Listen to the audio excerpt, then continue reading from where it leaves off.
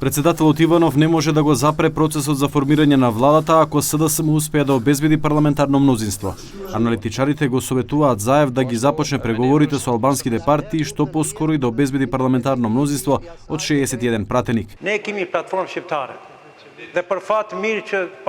Ние имаме албанска платформа за која се обединија партиите на албанците. Албанските партии го кажаа својот последен збор. Затоа нека повели Заев да се сретне со лидерите на албанците и да ги прифати условите. И ајде да одиме во собранието со подписите и да формираме влада.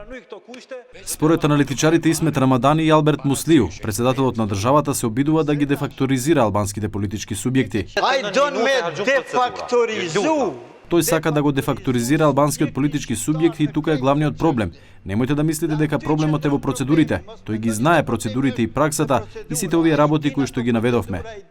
Според универзитетскиот професор Мерси Максути, ако председателот продолжи да го почитува начелото кое предвидува мандатот да и се додели на победничката партија, тогаш сега мандатот треба да му се врачи на Заев.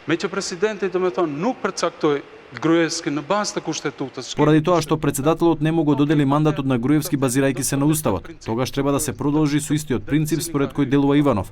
Според ова начело, првиот мандатар имаше 20 дена да формира мнозинство, но сепак не успеа.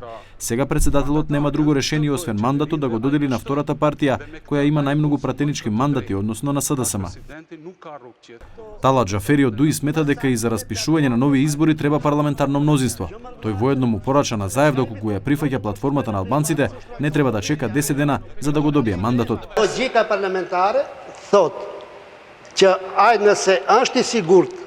Парламентарната логика вели дека доколку тој е сигурен во своите калкулации, значи доколку тој е сигурен дека може да обезбеди мнозинство, тогаш треба да се обрати на надлежната институција и да ја рече дека тој има можност и е подготвен да формира влада. Не треба да чека 10 дена. Инаку сите вчерашни соговорници во емисијата Клик Плюс беа едногласни дека председателот Иванов е контролиран од ВМРО ДПМН, поради што според нив СДСМ не треба да одолговлекува со преговорите со останатите партии.